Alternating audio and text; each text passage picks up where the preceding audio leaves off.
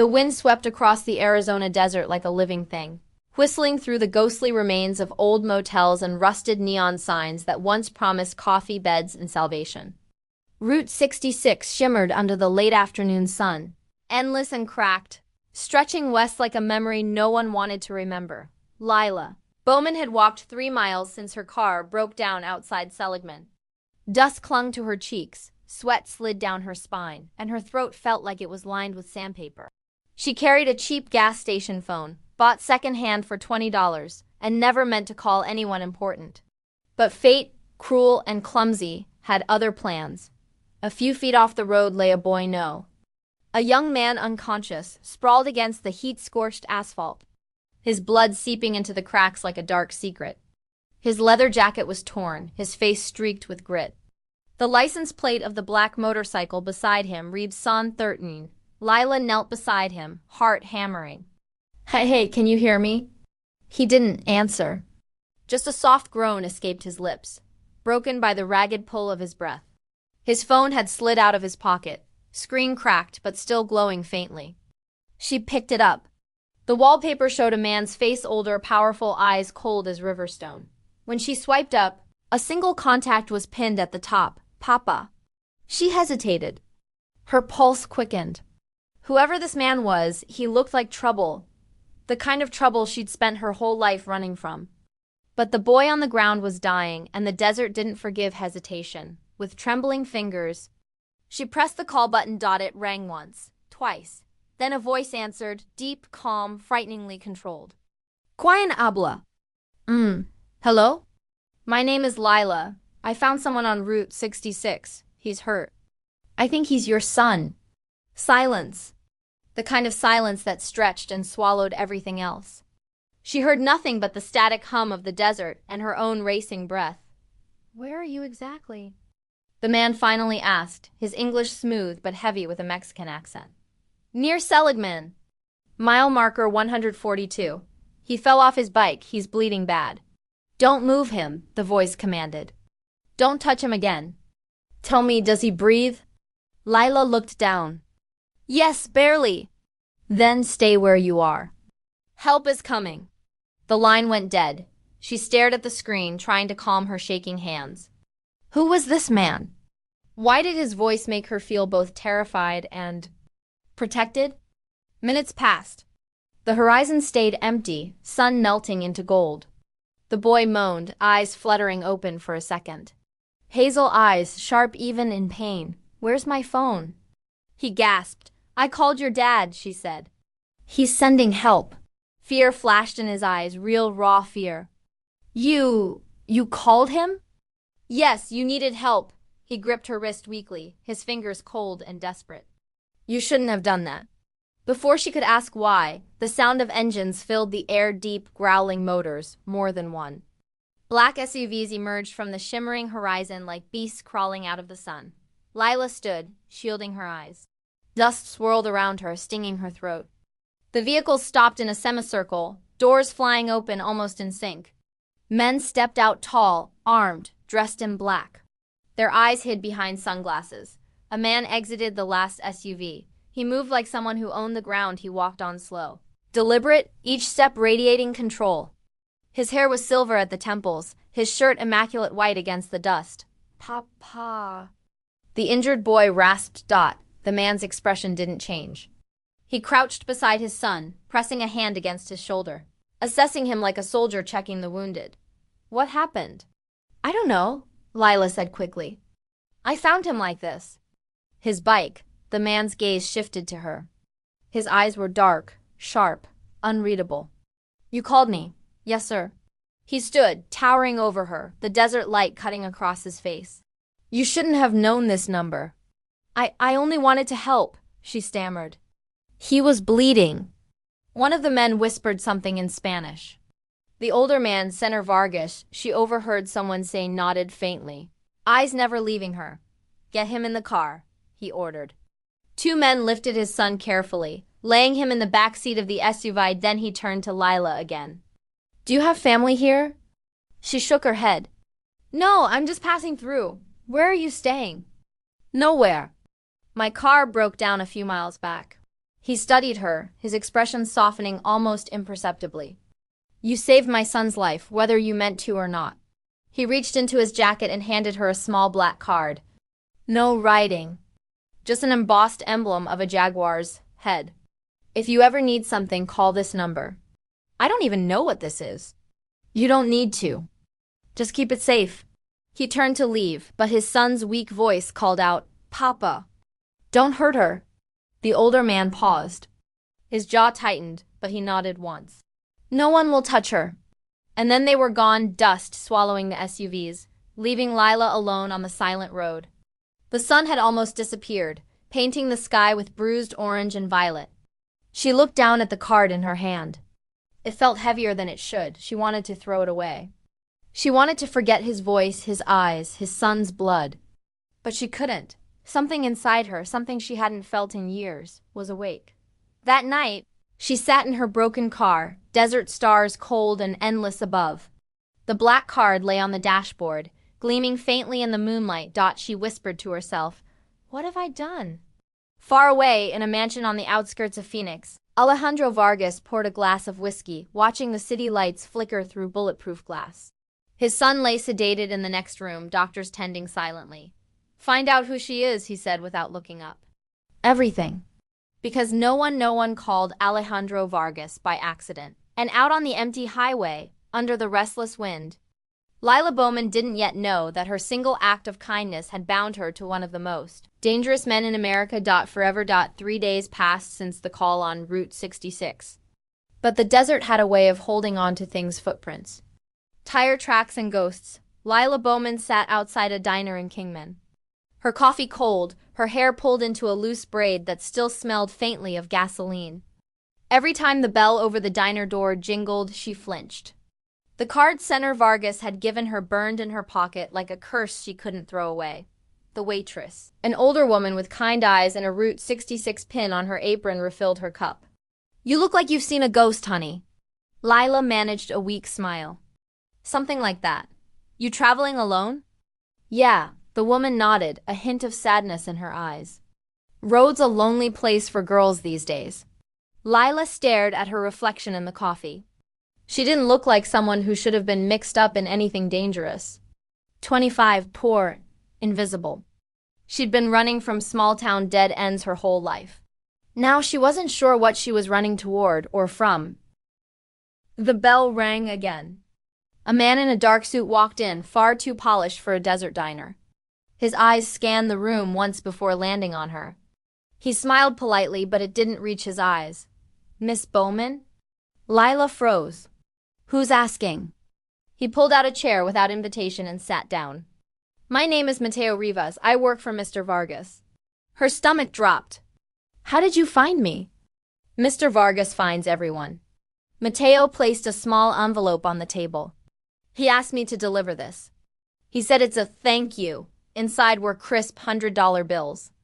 At least 20 of them. I can't take this, she said, pushing the envelope back. Mateo's voice softened.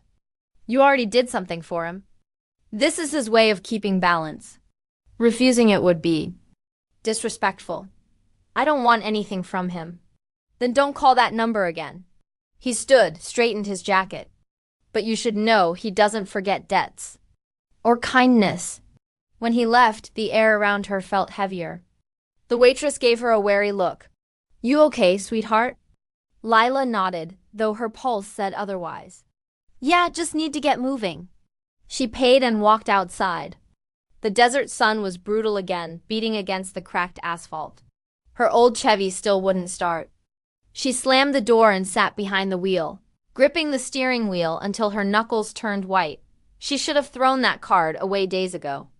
But something about him had lodged inside her chest. The way his eyes had met hers that day, full of power and something else she couldn't name. Gratitude, maybe. Or warning. By sunset, she finally gave up trying to fix the car and started walking. The horizon burned gold. The road hummed beneath her boots. She kept replaying that boy's face, his son's, the moment his eyes fluttered open. When he'd whispered, You shouldn't have called him. Why? The sound of an engine grew behind her. She turned. A matte black pickup slowed to a stop beside her. The window rolled down, and for a moment her heart stopped. It was him. Alejandro Vargas. He wasn't supposed to be here. Get in, he said. Lila stared at him, disbelieving. Why are you here? I wanted to see for myself. I didn't ask for... You saved my son. That gives me reason enough.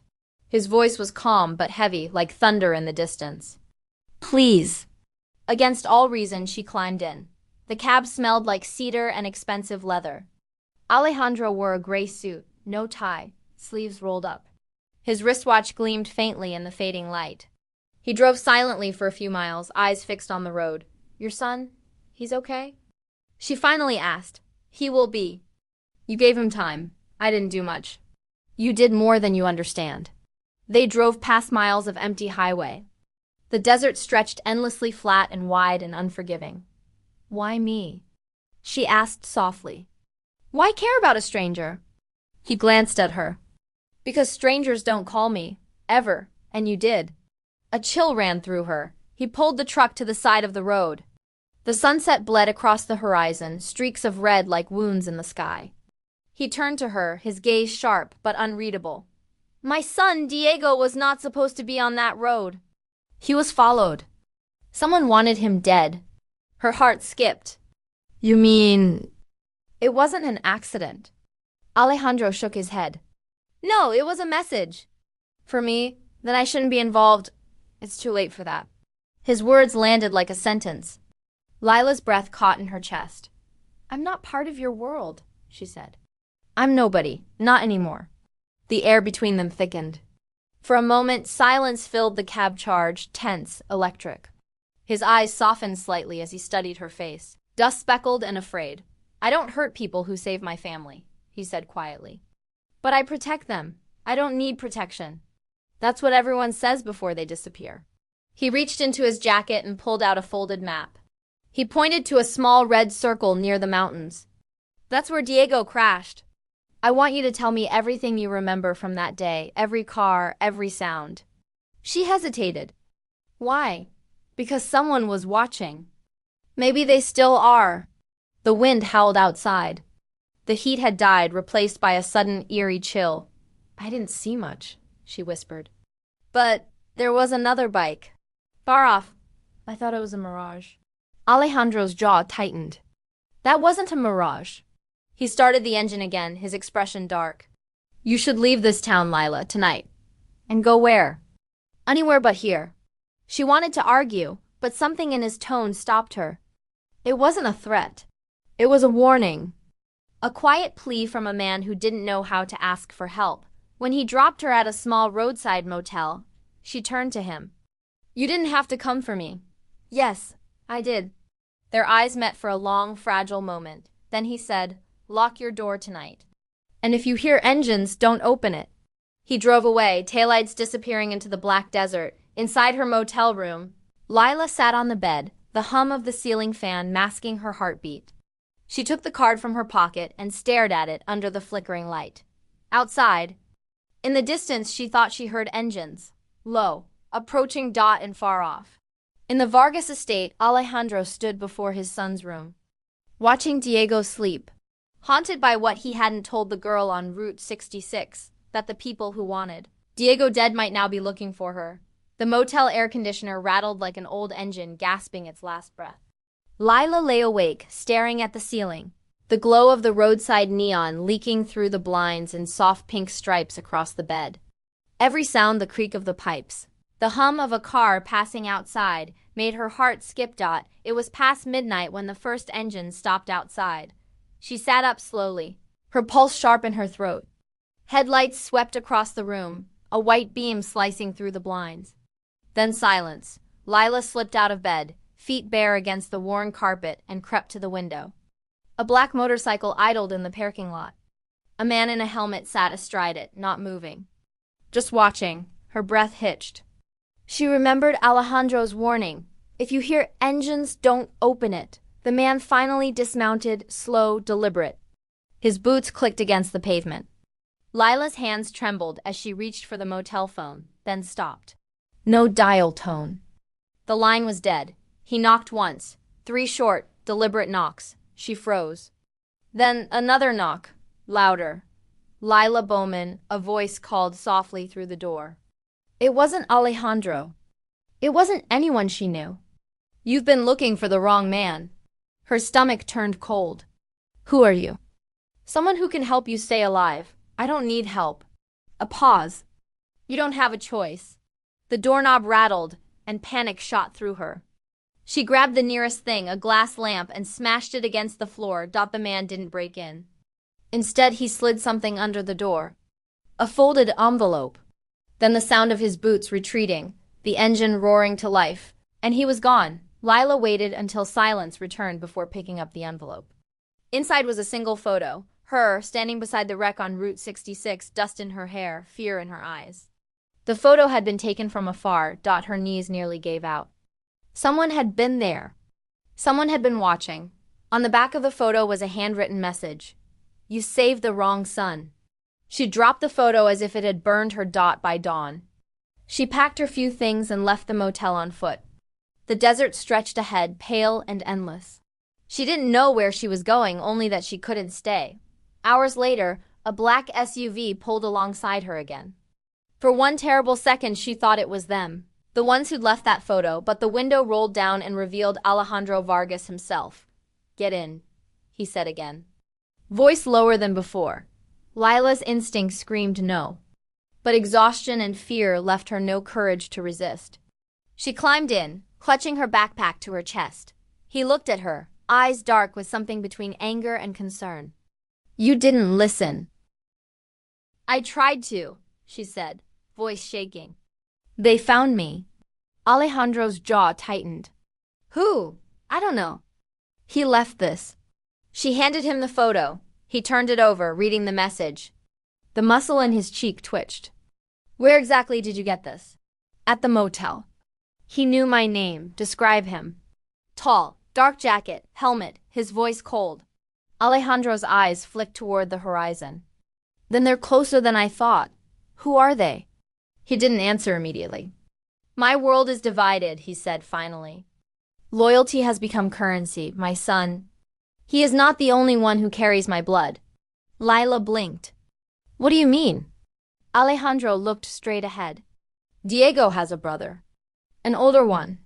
From a woman I should have never loved. He disappeared years ago.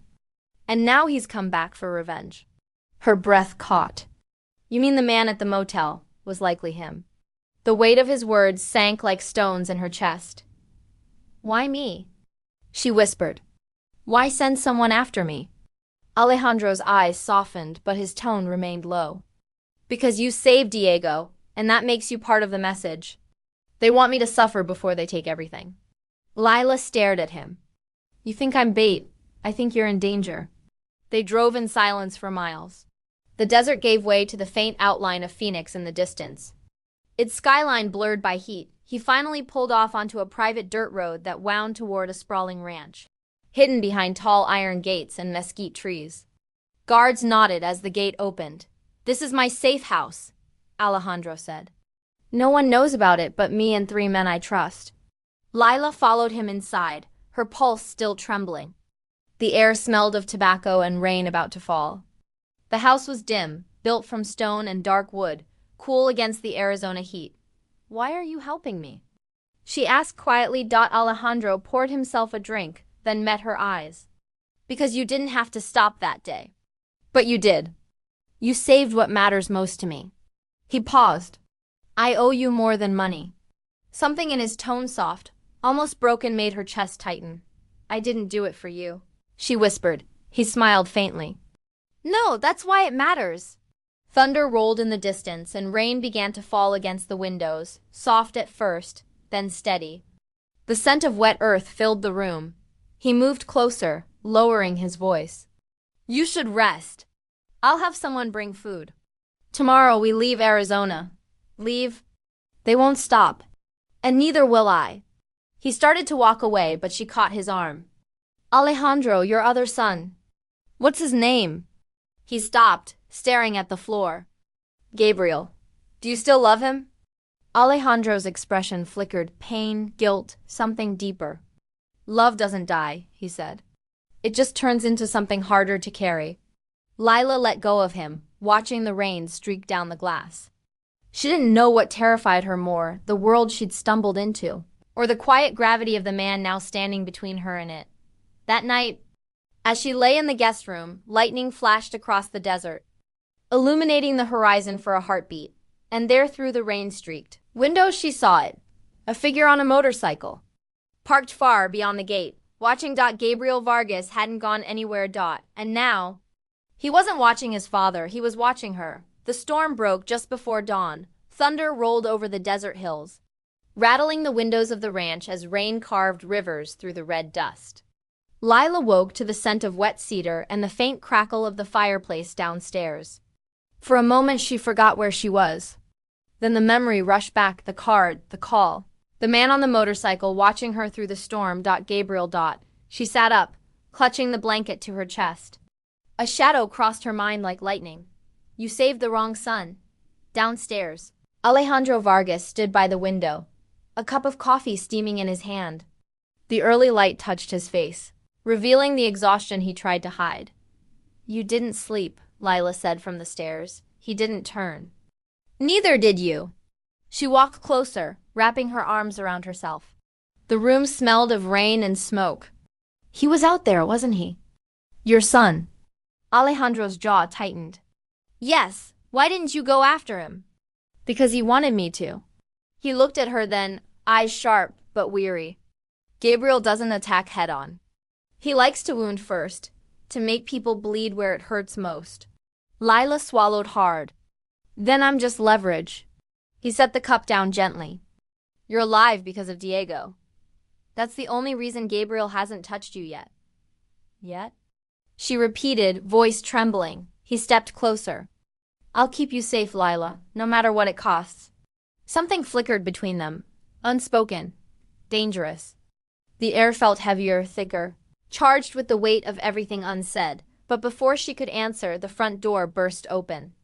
One of Alejandro's men, Mateo, rushed in, soaked and pale. Senator, we found something. He held out a plastic bag. Inside was a bullet casing, slick with mud. Where? Alejandro asked. By the fence line. He was close. Lila felt her stomach twist. Alejandro's calm cracked for a second, just enough for her to see the storm behind his eyes. Double the guards, he ordered. No one leaves this house. Mateo nodded and vanished down the hallway. Lila turned toward the window. The rain had slowed, the horizon still bruised purple and gray.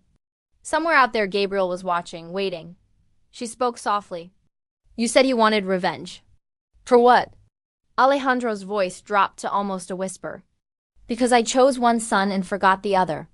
He walked to the mantel, tracing his fingers over a faded photograph, two boys in front of a lake. Maybe 10 and 12, both smiling, both holding a fishing rod. Their mother, Isabel, was kind, gentle. I loved her once. But my life, the business made her run. She took Gabriel with her. I sent men to find them, but when they did, it was too late. She was dead. Lila's breath caught. And Gabriel blamed you, as he should. Alejandro looked at her. He grew up believing I killed her. And maybe in a way I did. I gave him everything to hate. For a moment, the silence between them was thick enough to choke on. Then a crash shattered it. The sound of glass breaking somewhere upstairs. Alejandro drew his gun instantly, motioning for her to stay behind him. They climbed the stairs slowly, boots silent against the creaking wood. The hallway was dim, lit only by flashes of lightning outside. The guest room door was open. Inside, the window was smashed. Rain blew in through the curtains. On the bed lay a single object, a silver chain with a pendant shaped like a jaguar. Alejandro picked it up, his face going pale. It's his, Lila whispered. He was here. Not for you. Alejandro's voice dropped. For me. Before they could react, the lights went out. The house plunged into darkness. Lila grabbed his arm. Alejandro, stay close. He moved like a man who'd lived through ambushes before, silent, deliberate, eyes adjusting to every flicker of lightning through the windows. From downstairs came the muffled sound of shouting, a crash. And then dash gunfire. Alejandro grabbed Lila's hand and pulled her into a narrow passage hidden behind the hallway wall. She gasped when it sealed shut behind them. Secret tunnel, he whispered. Old ranch design. Used for moving people unseen. They descended the narrow stairway, breath quick and shallow. The air smelled of earth and rust. Who's shooting? She whispered. My men. And Gabriel's. When they reached the lower level, Alejandro opened a door into a concrete room lined with old wine racks. He closed it behind them, locking it with a steel bolt. Lila leaned against the wall, shaking. You said this was safe. I was wrong. Lightning flashed through the small window above them, illuminating his face wet, tense, streaked with blood from a shallow cut on his cheek. She stepped closer. You're hurt. It's nothing. He tried to brush it off, but she reached up, touching the edge of the wound. The moment her fingers grazed his skin, the world seemed to stop. The air between them felt electric pain and longing tangled in the same breath. Why do you care? He asked quietly. Because someone should, she said, for a heartbeat. Something in him softened. He looked at her the way a man looks at something he knows. He shouldn't want but can't let go of, but before either could speak again, the faint echo of boots above them broke the moment. Alejandro tensed. He's inside. He moved toward the door, raising his gun. Lila grabbed his wrist. Don't go out there, please. He looked back, eyes burning. If I don't, he'll kill everyone else first. Then the steel door shook violently once, twice, and a voice called from the other side. Papa. The sound was calm, familiar, chilling. Alejandro froze. Gabriel's voice echoed through the room like a ghost returned to flesh. You hide behind walls now? Behind the girl who doesn't even know what you are? Lila's breath caught. Don't open it, she whispered, but Alejandro stepped forward. Gabriel, he said, voice low but steady. This doesn't have to end in blood. Gabriel laughed softly through the door. It already did. The next sound was a single gunshot, so loud it shook dust from the ceiling. Lila screamed as Alejandro staggered back, blood blooming across his shoulder. He fell to one knee, clutching the wound. Run, he hissed. Now. But before she could move, the door's hinges groaned and a shadow filled the frame. Gabriel Vargas stepped into the room. Rain dripping from his hair, his eyes the same color as his father's but burning darker. Hello? Lila, he said softly, gun still smoking. I've been waiting to meet you. And in that moment, under the thunder's roar and the flicker of lightning through the storm, she finally understood. This wasn't just a war between father and son. It was a war over her. The thunder swallowed her scream. Gabriel stepped closer. Gun still raised, the smell of rain and gunpowder thick in the air. Alejandro knelt on the floor, blood pooling beneath his shoulder, his eyes burning with fury and sorrow. Don't touch her, he rasped. Gabriel tilted his head, smirking. Still pretending you can protect people, Papa? That's adorable. Lila's heart raced so violently she thought it might tear through her chest. Her back was against the cold stone wall. She could feel the vibration of each distant gunshot from upstairs. She looked from father to son, same sharp jawline, same eyes, same darkness that flickered behind both. What do you want? She whispered. Gabriel looked at her, and for a fleeting moment, something human passed over his face. The truth, he said. And maybe justice. Alejandro struggled to his feet, pressing a hand to his wound. You call this justice?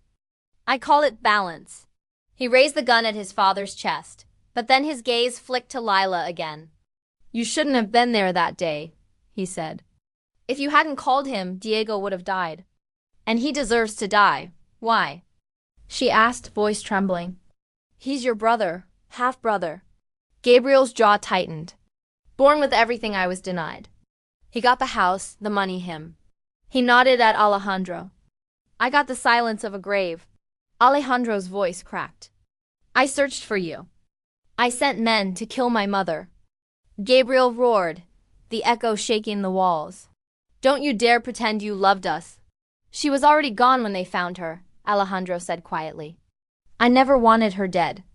Gabriel's hand trembled. For the first time, doubt shadowed his expression. Liar, I buried her myself, Alejandro said. His voice broke on the last word. I held her hand. I prayed she'd forgive me. Something in Gabriel's eyes flickered, pain, confusion, but it hardened again into rage. He aimed at his father once more. Lila stepped forward before she could think. Stop, she said, her voice shaking but clear. You think killing him will fix what he broke? You'll just become what you hate. Gabriel's gaze snapped toward her. Don't tell me what I am, then prove me wrong. For a moment, silence filled the room. Only the rain spoke, whispering against the stone walls. Gabriel lowered the gun slightly. You don't understand the Vargas blood, Lila. It's poison. You save one of us, you damn yourself. Alejandro took the chance to step forward. If it's me you want, take it. Leave her out of this. Gabriel looked at his father with cold, unreadable eyes. You'd die for her? Alejandro hesitated. Yes, Lila's breath caught. Gabriel smiled faintly. Then she's already the most dangerous person in this room. Before either could react, Gabriel spun the gun toward her. Alejandro lunged, tackling him. The weapon fired once, twice, the deafening cracks echoing through the basement. Then silence. Lila's knees gave out as she hit the floor. Her hands were slick with blood, though she couldn't tell whose.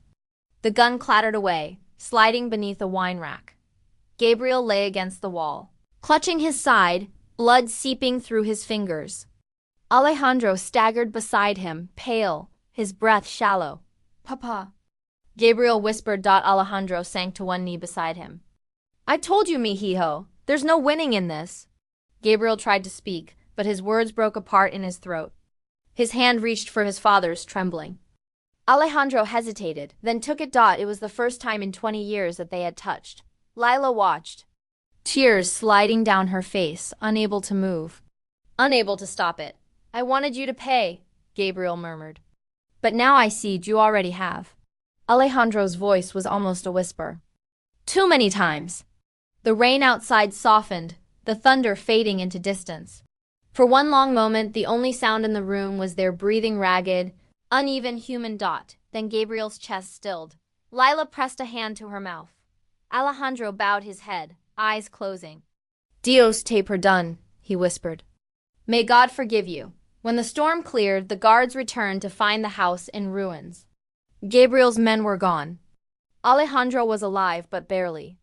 He refused a hospital. I'll heal here, he said. The desert doesn't forget, but it forgives in its own way. Lila helped him to the couch, her hands trembling. You need stitches. He smiled weakly. You should have left when I told you. I couldn't. He looked at her, really looked through the exhaustion, through the pain. You've lost too much already. Don't lose yourself in my war. She knelt beside him, her voice low. You said you owed me. But I think it's the other way around now. He reached out, brushing a strand of hair from her face. You deserve a life without blood on it. And you? I deserve to remember what it feels like to want one. Outside, the desert glowed under a bruised pink sunrise. The air smelled of wet earth and gunpowder. As the first light touched his face. Lila realized something, the man everyone feared. The man whose name carried blood and power was just another broken soul trying to make peace with ghosts. Later that day, when she stepped out of the ranch, Alejandro was sitting by the window, watching the horizon. She knew she'd never see him again. A week later, an envelope arrived at a small motel in Santa Fe where she'd taken refuge. Inside was no money, no message, just a single photograph. It showed Route 66, sunlit and empty. In the distance stood a figure, a man, walking alone into the desert. On the back, written in a firm, familiar hand. Debt paid. Keep living! Lila held the photo to her chest, tears mixing with desert dust. She didn't know where the road would take her next. Only that the storm had changed her forever.